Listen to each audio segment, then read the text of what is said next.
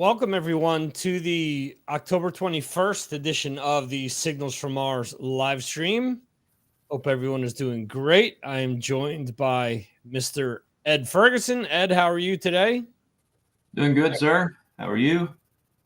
Doing well also. We had a very interesting event today. We had What was that? meeting up with Mr. Bonnie Brad Brown. here in Spain. So I hope to hear his side of things maybe on next week's show when he's back in Utah. But it was We do too.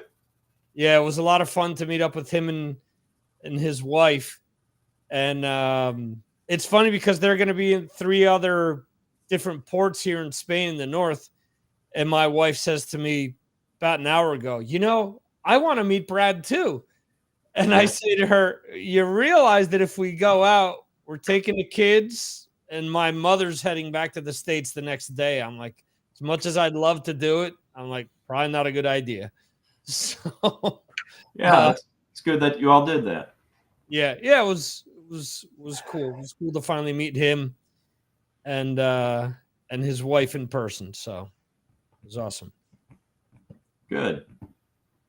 So so Ed, for those that don't know, is someone who is a seasoned guitarist. You've been playing guitar since when? About 14 or 15. Okay, so 2 or 3 years now. Yeah. Of course, there have been years where I played a lot more than others. Right. During my, I guess, beginning career, late 20s, 30s, I didn't play as much. Right. In the 40s, I went because they've got all kinds of new tools you can use on the computer. Yeah. And now I'm using this thing called an iRig. Okay. And you can plug your guitar into one side, and then the other has a USB jack that goes into your computer. Okay. Or you can use another audio interface. Mm-hmm. And it comes with software called Amplitude. Okay, yeah. And you have a whole music store worth of, amps and pedals, all kinds of microphones and speakers. I mean, you can customize everything. And since then, I got that when I was about 44 or 5. I've been like a teenager again, sitting in my room, playing guitar all these last 10 years. And what I can do is pull up iTunes, and then I can craft sounds in that Amplitude that match the different records I play and save those profiles. Wow. Okay. So, I get to play with Megadeth and Metallica all week long here on my computer in my office. Right. And I can do it all through the headphones, so it sounds like I'm on stage playing with them. It's fun. It's gonna be, yeah. Is there ever an instance where you get carried away and you just lose yourself and shit starts flying while you're playing? You're just getting songs. And I can easily stay up till 3 a.m. jamming along to all my songs. Yeah. That's happened to me a few times. I mean, similar situation. I'm more of a drummer, but I have, guitars behind me actually. Hopefully when I'm finally done setting up all the furniture, you guys will be checking that out more frequently. Yeah, we'd like to see that. Yeah. But yeah, it's a similar deal where, sometimes you just get inspired and, I play in a Misfits tribute band. So from time to time, it's like, all right, I got to practice anyway. I'm jonesing to play. So, just start running through a set, work up a sweat. And then before you know it, I'm like, wow, I was playing for 90 minutes there. So, yeah. Another great thing too, is you've heard of the Ultimate Guitar website. Right. Mm-hmm. And before they went to a monthly subscription,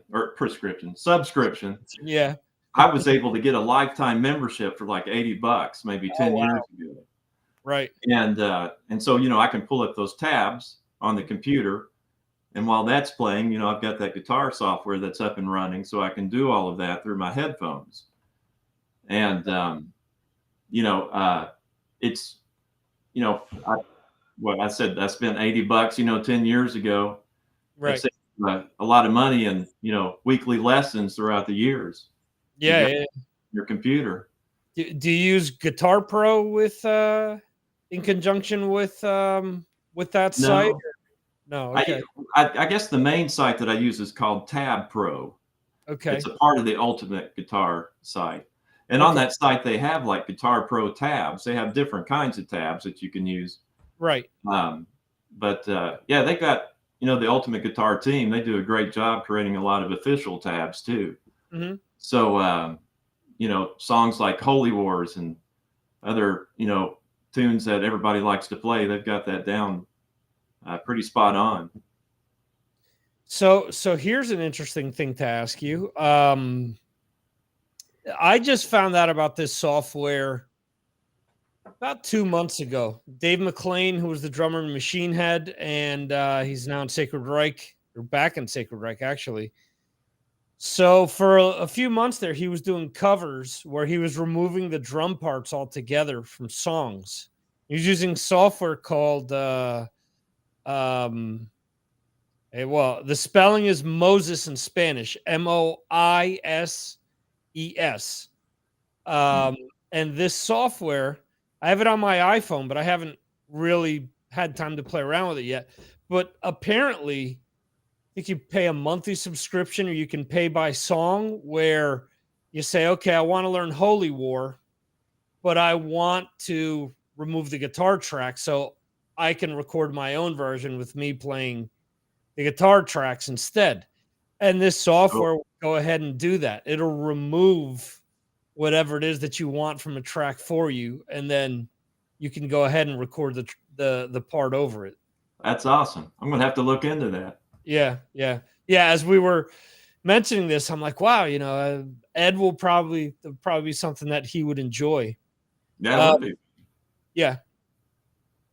What was in your opinion, the band that, or the song that made you say, hey, I got to pick up the guitar? Because I mean, we've talked about Dio and Vivian Campbell plenty, Yeah. and how that's fueled you, but was there something predating that? Oh yes, Kiss, of course. Mm-hmm. Going back to when I was 7 years old, I had a friend down the street. I'd go to his house, and he had Kiss Alive 2, and he would play the side with Shock Me on there. And that was my first exposure to Kiss, and of course, loved Shock Me and the guitar solo. And I was really obsessed with Gene Simmons, even though he was the bass player. Right. When I'm 7, it didn't make a difference to me.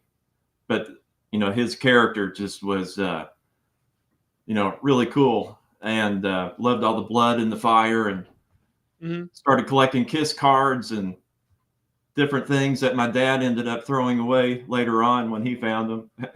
Right. And other than that, my big guitar hero is Angus Young. Okay. Oh, yeah. Okay. Yeah. Yeah. I spent so many hours, in my bedroom, any chance that I got, like when my parents left the house and I'd be there by myself. Or I also had a bedroom on the other end of the house, so that made it easier for me to listen to things too. Mm-hmm. Another thing too was that my parents still let me listen to Christian rock. And, right. There was several hard rock bands that I had. So, they had to decipher what they were hearing coming from my room.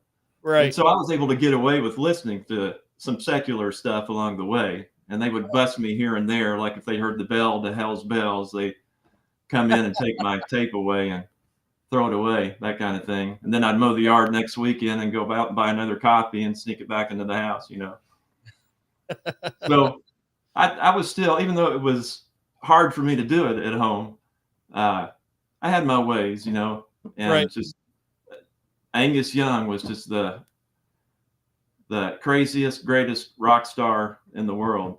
I think he still is too. Mm-hmm. That's my favorite rock band of all time. Right.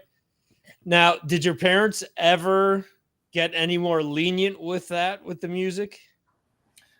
Yes and no. They got lenient once the grandkids came around. You know how that goes. They Right. all the rules seem to go out the window with the Yeah, grandkids, yeah. and you're like, hey, what's going on here? My dad though left home. My parents separated when I was 14, Okay. and so that helped a lot. You know, I was able to do a whole lot more without him there. Mhm. But my mom would still bus me every once in a while, and even when I was 15, you know, by that time I had built up a pretty good collection of cassette tapes, Right. and they even took all that music. They had one of my youth ministers come over, and they gave him all my music, and he went through all those tapes and approved what I could have back or not. And then after that, he let me write him a letter making a case for why I should be able to have some other things back. Mhm. One thing he did let me have back was Ride the Lightning, because I was able to point out to him that they're only talking about different social issues, and there's even Mhm. a biblical story on there on creeping death, you know. Right. But he wouldn't give me back the Black Sabbath or the AC/DC. And you know, our church was that was all during the Satanic Panic Yeah. era, and these ministers would come to our churches and Christian schools and do these seminars and scare our parents to death about all the music we were listening to. Right. And so, yeah, they just had our parents all scared. And, you know, yeah, a lot of us couldn't listen to everything that was so popular back then. Yeah. What denomination did you grow up? It was a Christian church, Okay. um, which is more on the, what they would say, the legalistic side. It's a lot about what you're not supposed to do. You don't drink and smoke. And, you know, Okay. back in the 30s, it was probably you don't go to the movies. And Right. then in the 80s, it was you don't listen to rock music, you know. Except if you're in Kentucky, though, you're allowed to smoke because we're a big tobacco state. Oh, You know, when we okay. would go to church, the elders would be opening the door, smoking their cigarettes, and ashtrays were out front. You know, Oh, so wow. a lot of it depends on where you live too, what kind of rules you're supposed Yeah, to follow. God wanted you to support the local economy. That's right. Yeah. Well, So good yeah, thing there that was always a huge battle between yeah. us kids and the church and our parents with with the music, especially if you listen to hard rock and heavy metal. Because Mhm. back then you were judged even just for the way that you looked, not just, you know, if you looked a certain way, you grew your hair, had the jean jacket on, and you Yeah. know the band memorabilia. That automatically meant that you were doing drugs and you're dabbling in Satanism, Right. and the whole world looked at you like that. I mean, you could just see it in their faces Mhm. when you walk around town, the way people look at you. Things are way different now. Yeah, absolutely. Well, there's I remember having a conversation with my mother, and I remember friends of mine. I think in our church, I mean, we grew up Roman Catholic. Um, our priest never really did anything about that, but I remember friends who, you know, they came back in freshman year of high school. Look, this is a list of bands that we're not supposed to listen to. Like, what? No, Iron Maiden? Are you kidding me? I'm like, Moonchild right there. They talk about how suicide isn't good, how you'll be damned if you kill yourself. I'm like, yeah, see, they're taking that from the Bible. yeah, So you know, there was a bunch of things like that. I remember my mother telling me, because of course the whole Satanic Panic thing, you know, Oprah or whatever show was talking about it. And hmm do you listen to Black Sabbath? No, I listen to Ozzy Osbourne. He used to be in Black Sabbath. You know, at that time, yeah, it was all about Ozzy. You know, I didn't have any yeah, Sabbath albums. I knew like Paranoid and Iron Man, and that was about it. hmm And um, and then later on, as time went by, you know, it's funny. My mother being here now, we were talking something about the Osbournes, and you know, of course, because all of that is evolved and how they're figures in pop culture. So she knows who, you know, Ozzy is and all the kids and this and that. And you know, we've had discussions about hmm Jack having MS, Ozzy having, you know, or you know, Alzheimer's creeping in. Aaron this and Kelly being pregnant and stuff like that. So it's just so weird, all these years later, 40 years later, of course, that, something that at one point was, oh no, you shouldn't be listening to this because so-and-so is saying on TV that it's bad. Yeah. Everybody twists it all and gives the wrong impression. Right. Based on in their fears, like Suicide Solution. You remember they were trying to sue Ozzy for that. Yeah. And that's a song that's against alcoholism and remembering Bon Scott, I think, is who he was remembering in writing that song. Mm-hmm. It's a song that's revealing the realities of alcoholism and what it can do to you and the slow death that you can suffer through alcoholism. And there's a bunch of those because there's Prowler not Prowler. The AC/DC song that Richard Ramirez used. Night Prowler. Okay. The last song on Highway to Hell, 1979. Yeah.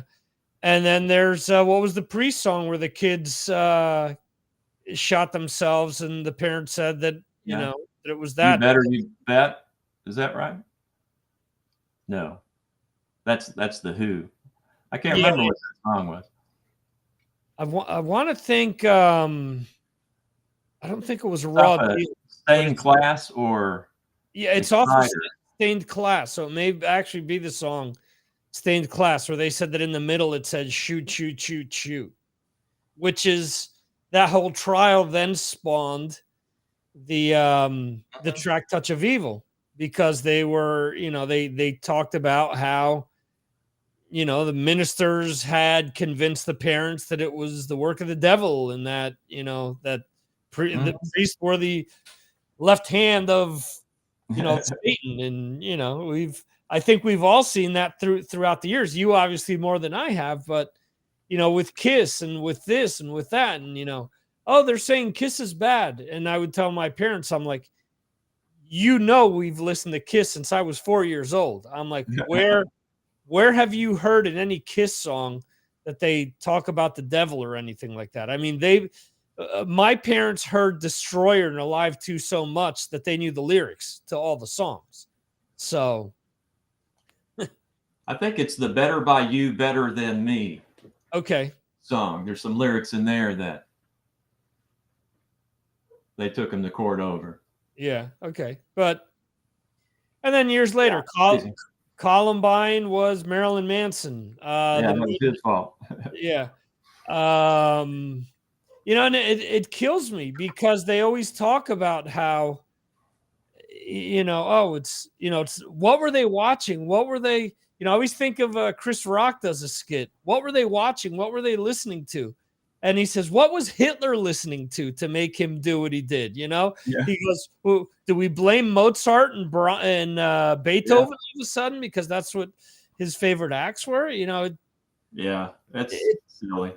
No accountability. I mean, you look at, I don't want to get political with this stuff, but a lot of these kids, they come from environments where there wasn't a whole lot going at home. Not a lot of supervision, not a lot of things that were taking place. And I don't know. Do you think that you give your kids enough space so that they could be putting pipe bombs together in the garage? I don't know. That might be a little too much. That's kind of a head scratcher to me. Where the music's to blame, but the parents aren't. It kind of doesn't make a lot of sense. Every time you try to keep it from kids, that just makes them want to do it all the more, just like it did with me. They never stopped me from listening to it. They just, made the problem worse. Yeah. And, but that also made it more exciting for us. Yep. That is one aspect to it that's kind of cool. Since it was so forbidden, that could make it twice as exciting to enjoy. I agree. I always say this because it seems as if the danger has really been stripped away from rock and from metal music And I because actually missed that. right, but a lot of it also is our fault because my Yeah. kids are growing up listening to this music. So it's Mhm. all right, it's mom and dad's music. You know, That's right. as extreme as it may be, if you're growing up listening to Slayer, you know, Yeah. by the time you're in a rebellious state as a teenager, Uh-huh. it really isn't all that rebellious and out there because your parents have been listening to it, you know, the That's same right. way as someone else's parents may have been listening to Sinatra or Perry Cuomo or Willie Nelson, you know? You're right. My music was always much crazier than my daughter's, anything that she ever liked. Right. She used to call my music dinosaur music because of all the growling. There you go. Yeah. Yeah, that's my kids now. But I Uh, think it's better, instead of trying to forbid your right. kids from all of that stuff, to just have the conversations. If you think something they're into is concerning, then have that conversation Yeah. with them why you think it's concerning. Mhm. Show them that respect to have that conversation, Right. where you're helping them, guiding them, and making that right decision.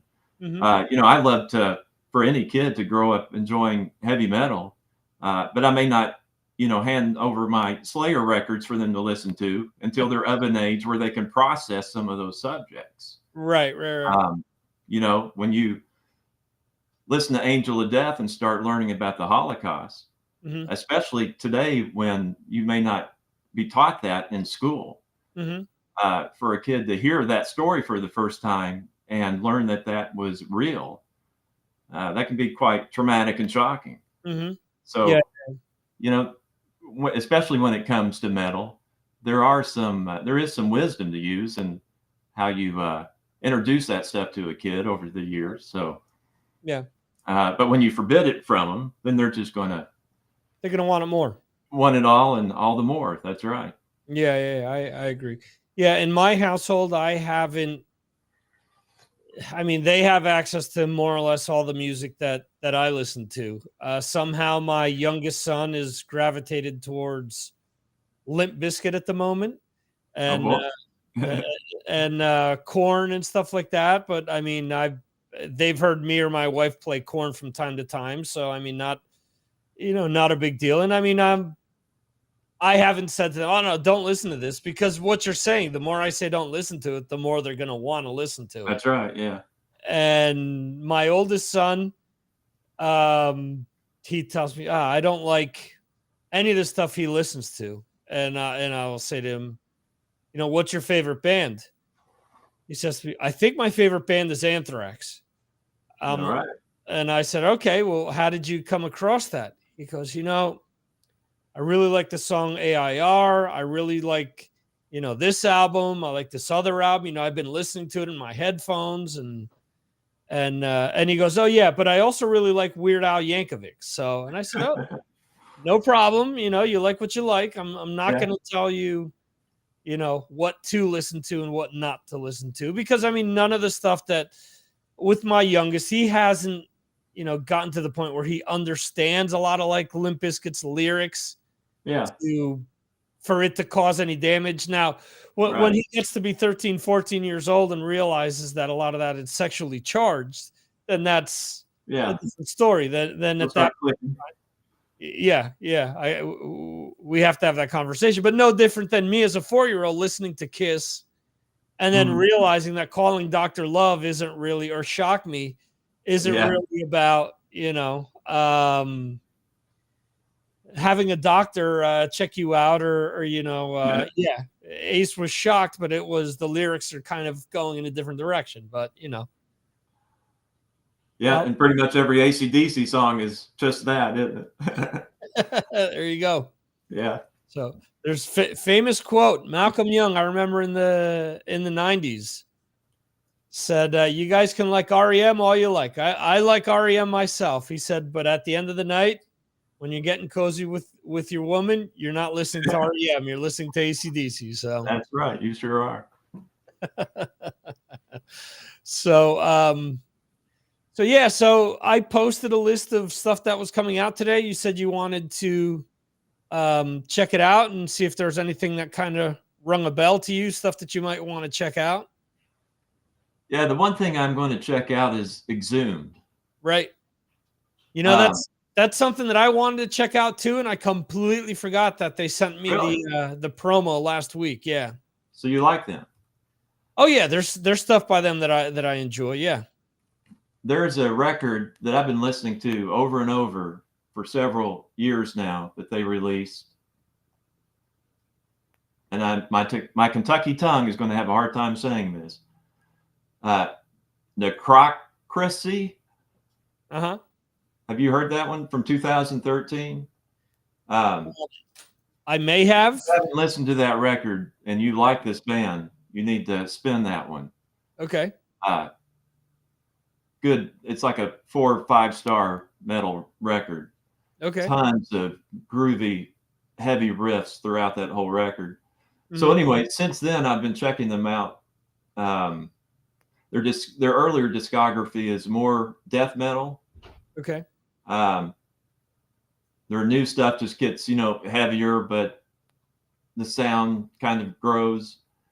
Looks like the last thing they put out was in 2019. So yeah, it's time for a new record. I'll be excited to hear this one for sure. The other ones on the list, I don't really see anything.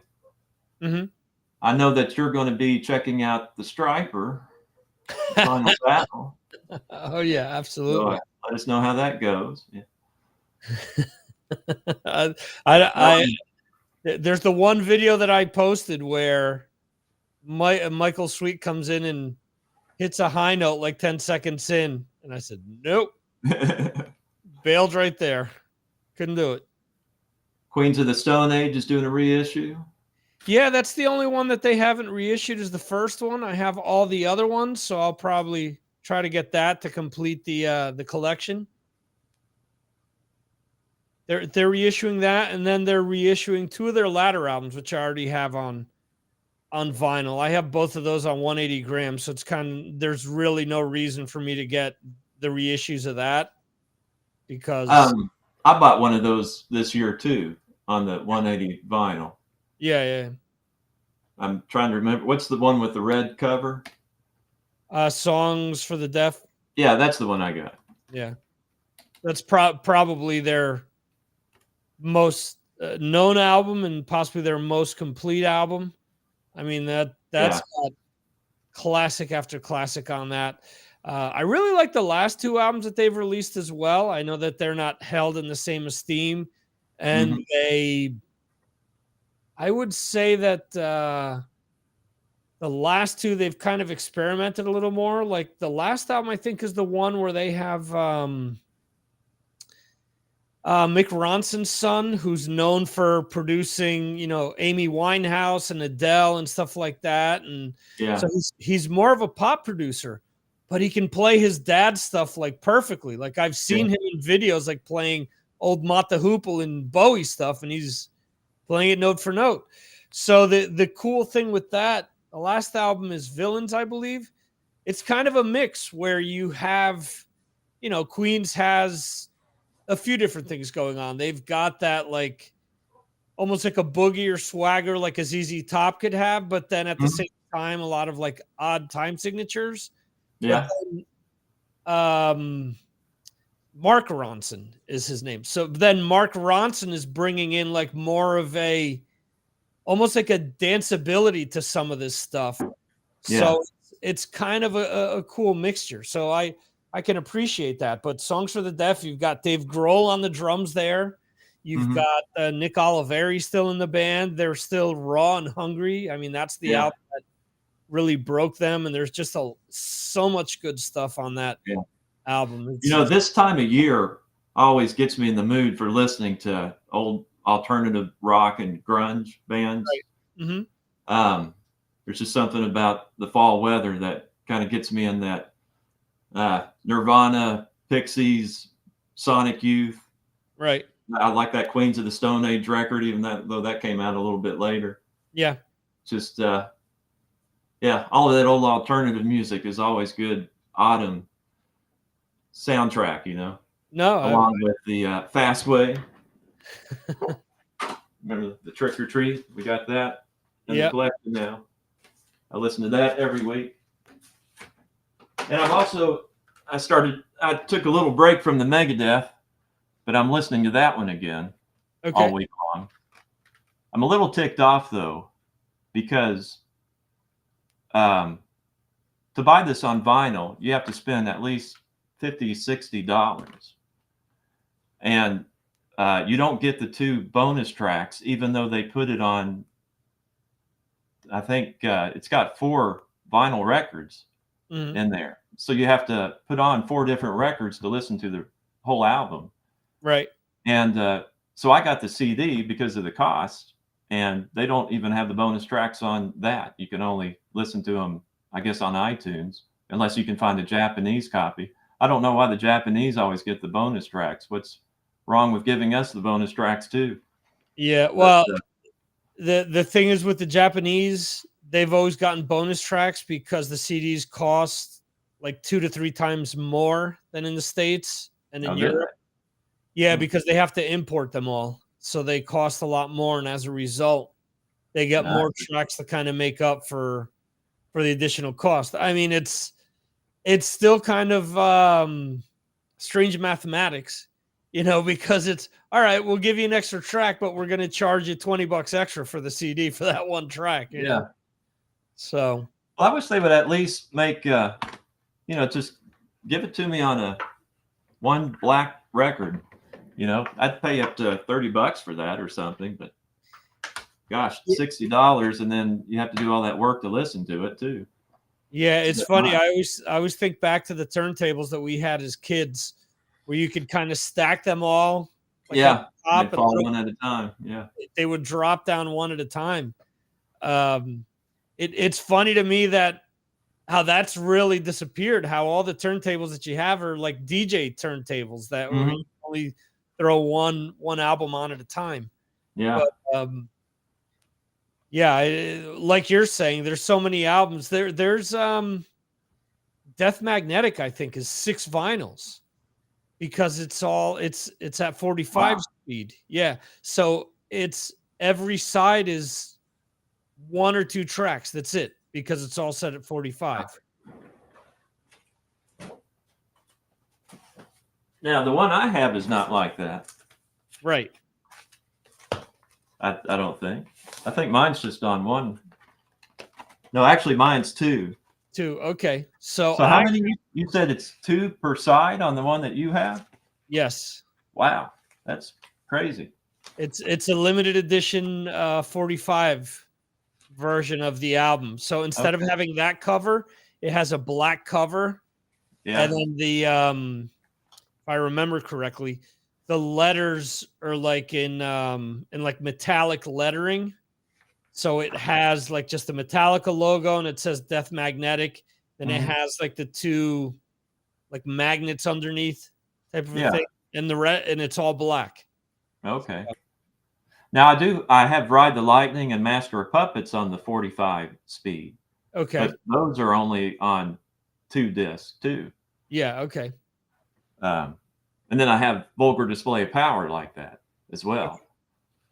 I don't really know how much better it makes the music sound. When you get on, it's interesting. You get on the audiophile Facebook groups and listen to them argue about what really is Right.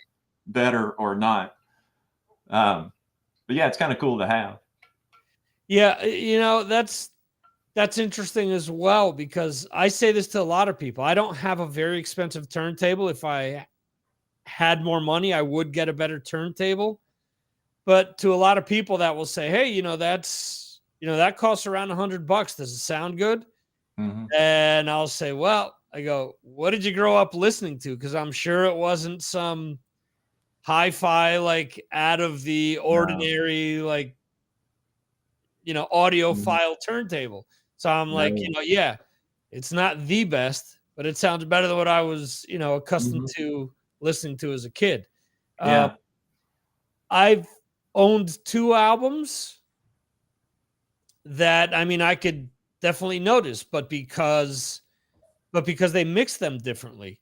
One is Black Sabbath's Dehumanizer, which in '09 or 2015, I forget when it was, Iommi went into the studio and turned all of Vinny Appice's drums down. So instead of having that crushing, heavy drum sound to the album, all that's neutered. So it kind of, I've listened to that once and I said, okay, this is heartbreaking. You know, one of the reasons why I love the sound of this album is because the sound of those drums. You take it away and the album just it sounds okay to me. Doesn't sound as great as I've known for it to sound like.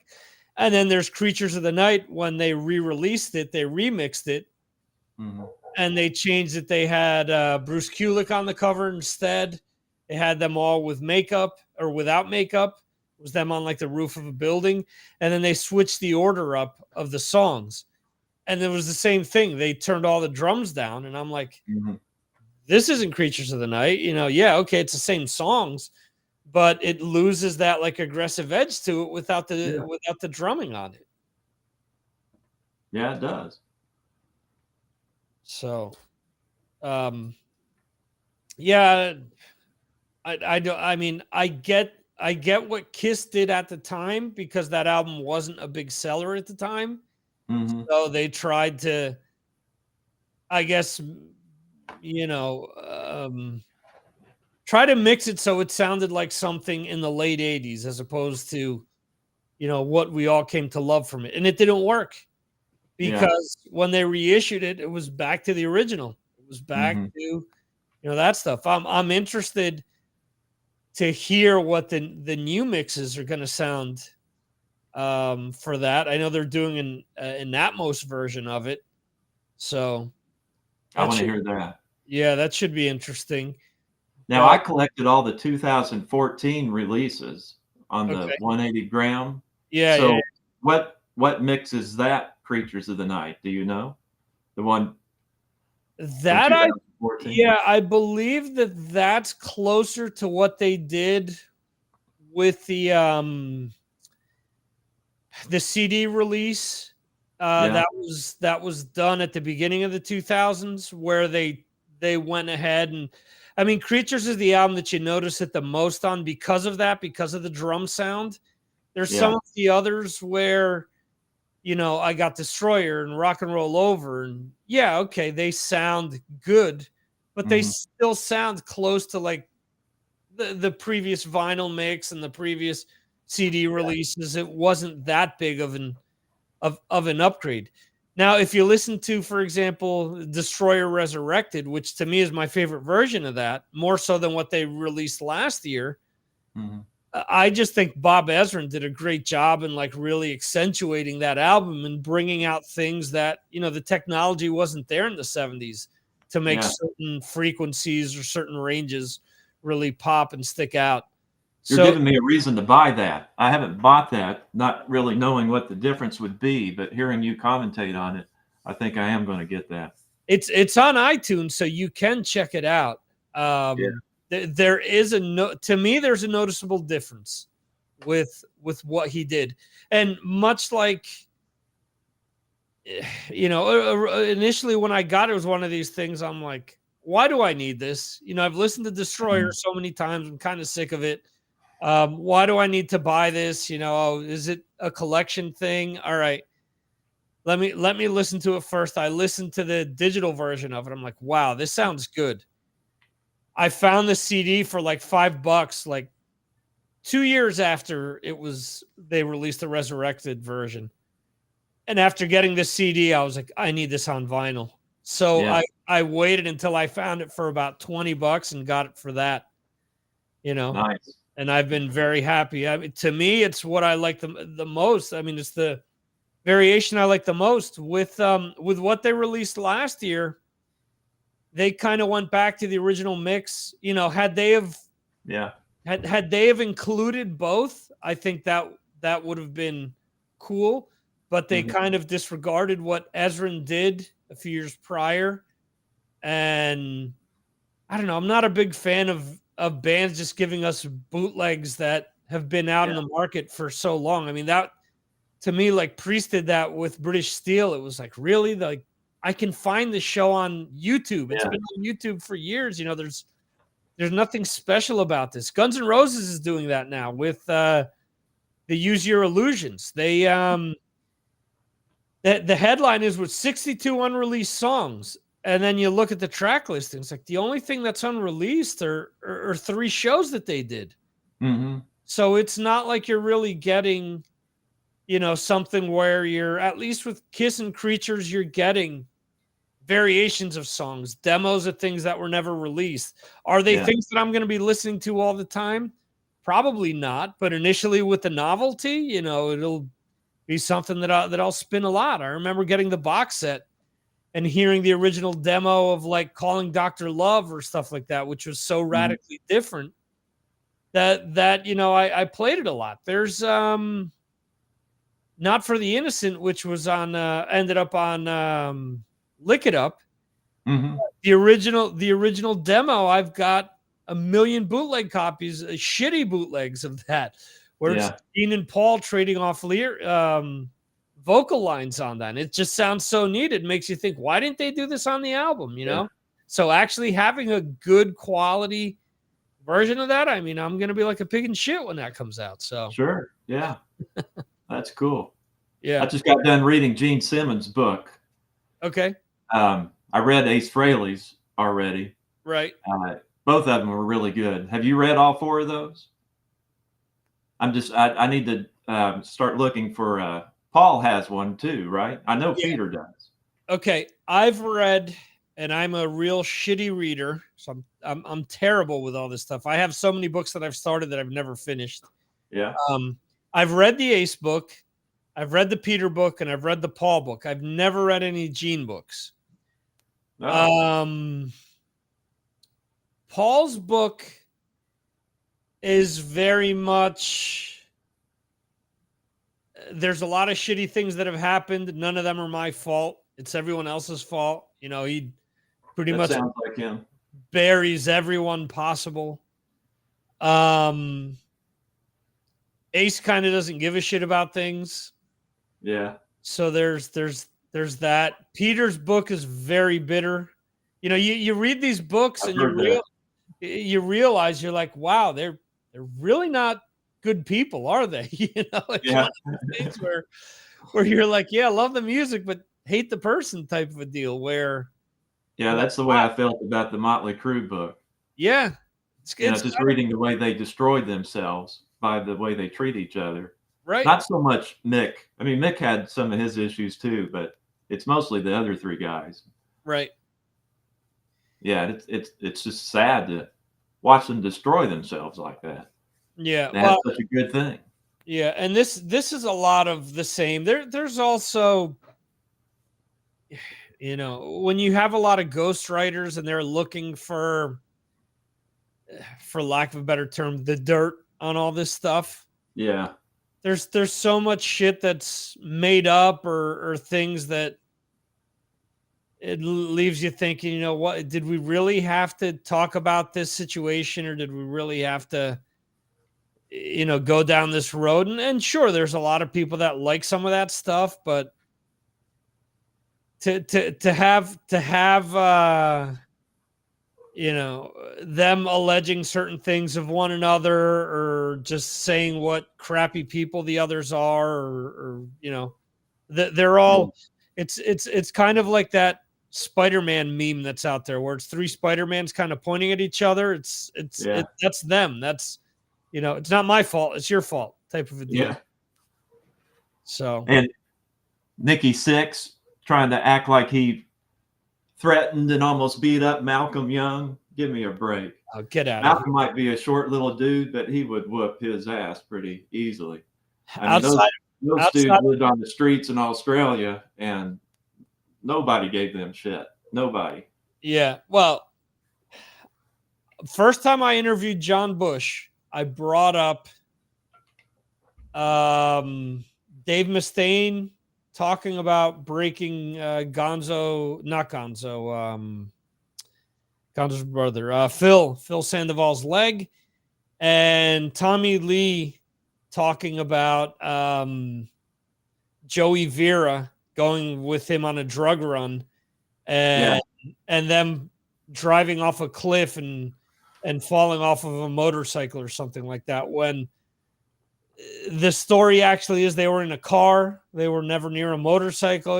There's so when the first time I interviewed John Bush, he said, all I'm going to say is that's an interesting take on things that never happened. So yeah, that's the way I felt over and over reading that Motley Crue book. Yeah. Just saying, there's no way this happened. This is big time made up. Yeah, there's people that grew up in that area. Well, Brad, who I had, I showed a picture of earlier, where I met up with him today. He went to high school with Tommy Lee, and he talks about Tommy Lee getting his ass handed to him consistently. I know of people that that were there on the scene and that have told me, Motley Crue have always built up their Superman persona, and that most of the stuff, isn't real. I know of a pretty well-known drummer that after The Dirt came out said, yeah, I was at that, at their apartment when all this shit was going down, and that was a sausage fest. There were never girls there. Yeah. So. Yeah, it also ticked me off reading how much disrespect that Nicky had for other artists and bands. He was criticizing, Kiss and AC/DC and acting like, other great artists and bands had no influence on him. Oh, yeah. I don't know. It's disappointing to read that kind of stuff, It's just like, if you don't like them, just leave it out of there. You don't need to, diss on everybody else's favorite bands.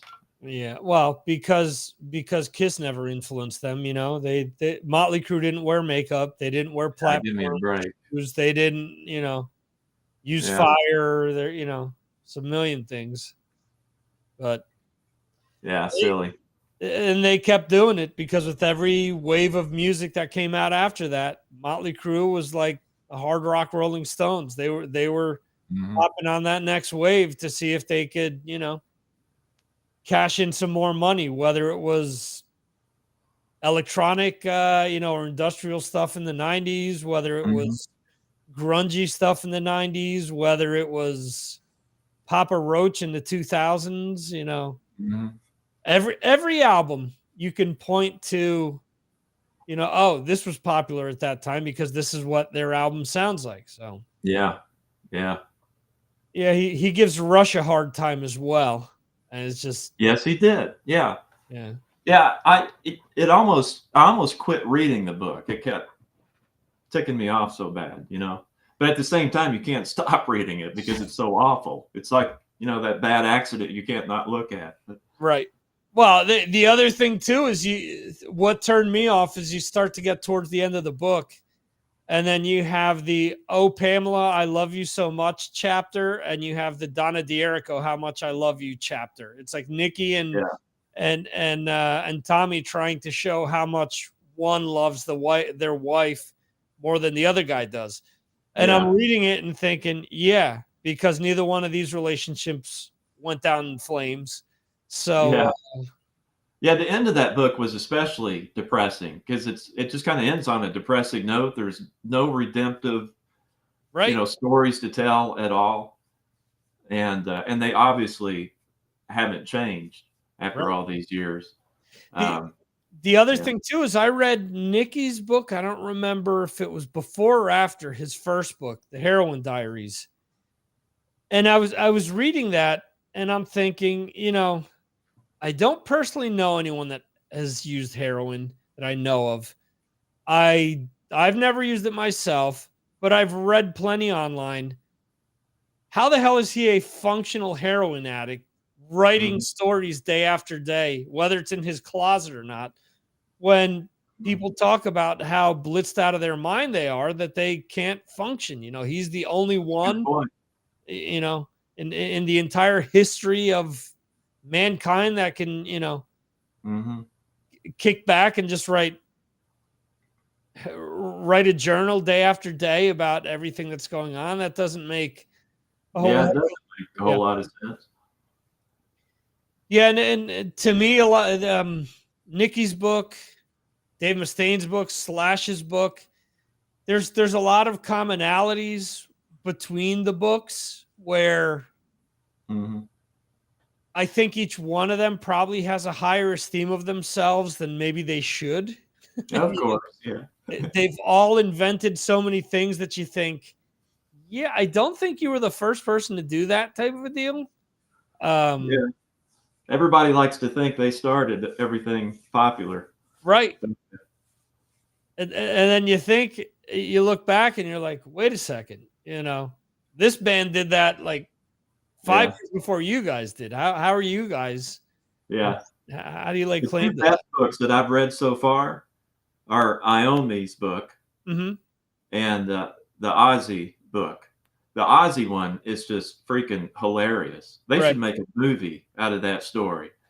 There's so many hilarious stories in that book that they could easily make a movie out of it that would be completely entertaining and funny to watch if they found the right actors and didn't make Right. it too cheesy like they do everything, Right. Yeah. My two favorite stories are out of that, or one, the blowback story, I think is what it's called, where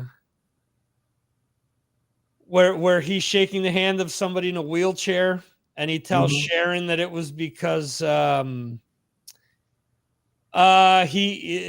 person in the wheelchair was having a sex act performed on them, and the person that was performing it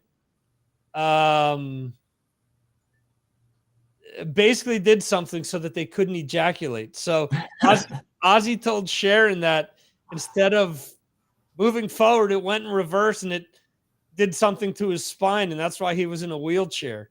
And Sharon went up to him and said, "Oh, sorry to hear about your blowback," or whatever it is. And he's like, "What the hell are you talking about? This happened in, I was in Vietnam or something like that. I lost my mobility of my legs, over in Yeah. Nam." And she was like utterly pissed at Ozzy for that. The other one that I really enjoyed was when he bought a horse. He bought this Mhm. white horse. That's the one I remember that was the funniest, I think, in the Yeah, book. where Yeah. he rode into town with the cape on and everything, trying to make Yeah. a grand entrance at the pub, and then the Yeah. horse wouldn't stop and just kind of flew past the pub to the point where everyone came out laughing their asses off, thinking, what the fuck just went by? Yeah. And then, but he goes on to say something about kind of losing control of the horse, I think, Right? Yeah. and trying to hang on to it as it's Yes. riding along. And that, yeah, when I read that story, that's when I thought, man, they need to make a movie out of this. Yeah. The whole thing is funny. Yeah. The Lemmy book for me, I don't know if you've read that. White Line Fever, I believe it's called. No, I've only seen the documentary, but I haven't seen the book. Is it good? To me, the Lemmy book is the best one out of all of them. Yeah, I'll be getting that. Usually when I see them at the half price bookstore, that's when I pick them up and read those. So yeah, I'll be getting that one. Yeah, he because I think he's honest about a lot of things. He's it also isn't where I think with some of these other books that I mentioned, Mhm. it's one of these things where, like the Mustaine book, for example, and I think Mustaine is now portraying nowadays that it's definitely not the drugs, that he's an asshole. He's showing that he doesn't need it, or either he's back on them, or he's just Yeah. showing that he doesn't need them, because it's one of these things where, please forgive me, it was the drugs. I've now found God, so I'm now a good person.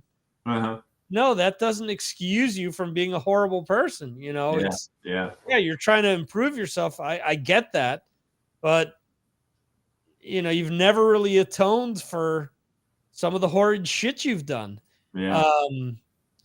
So there's and the other aspect too is that, yeah, so I was a heroin junkie, and there's nothing wrong with that. Okay, sure, there's whatever. I'm not anyone to pass judgment on them, but at the same time, in certain parts, it's all really glamorized. It's Mhm. kind of, where they talk about it a certain way, where it's almost like where they're trying to sell it type of a deal. And it's funny because again, Nikki, supposedly a heroin addict, Slash, Dave Mustaine. I've read Andy Taylor's book. He was a guitarist in Duran Duran, also similar Mhm. issues. And it seems as if again, kind of like the mission statement of each book is similar, like similar characteristics, similar ways how they think about themselves, similar ways how they all want. And actually, the Head from Corn is another one that I've written. Mhm. No, read. Same thing. It's all, forgive me. It was the drugs. It wasn't me. It was, and I'm a brilliant person. I invented this. I did that. Thanks to me, so and so. It's like, wait a second. Okay. I can see that in Motley Crue's case, you guys brought certain things to the forefront. Sure. But Mhm. really not doing anything new, you know? No. Yeah. Yeah, that stuff does nothing but destroy your life. It took one of my best friends a couple of Mhm. years ago because it had the fentanyl in Right. there. And then it also took one of my cousins a couple of years ago. It happened about the same time. And yeah, it's not something to mess with. They're trying to It's really fast. they're trying to legalize it in California and Oregon now because Are of they? it.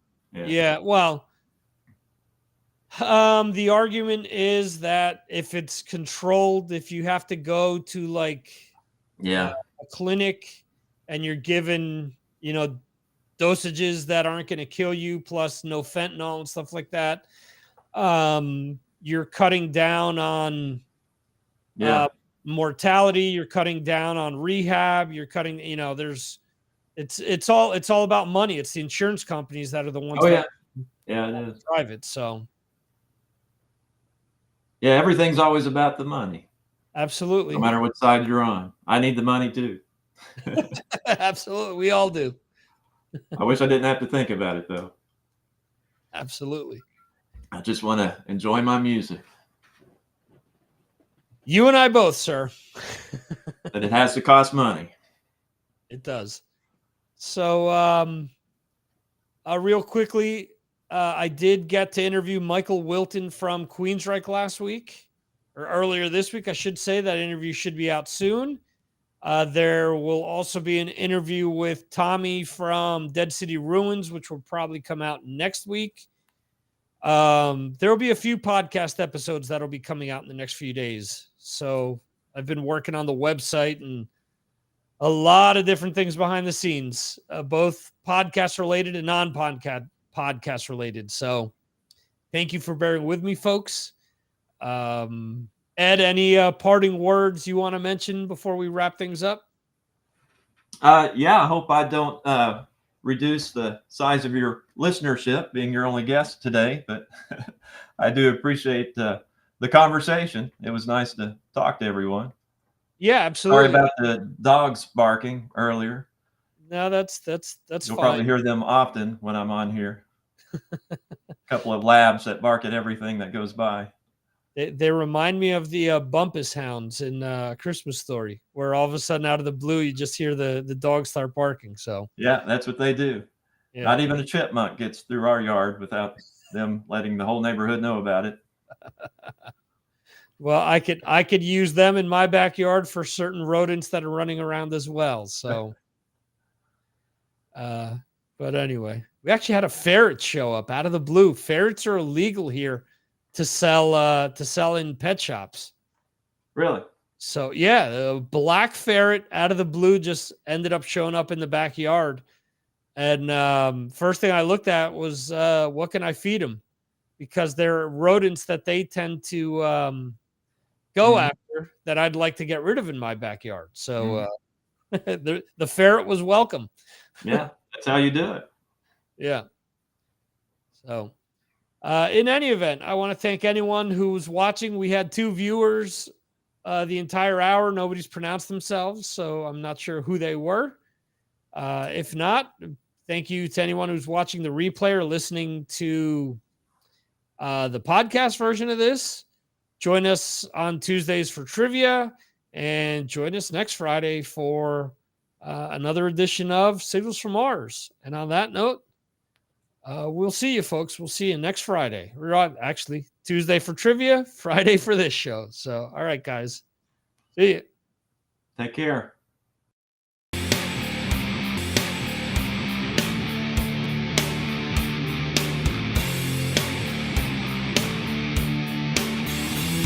Thank you for watching the Signals from Mars live stream. You can watch the show live on YouTube, Facebook, Twitter, and Twitch, or check out replays on YouTube. Go to signalsfrommars.com for more information.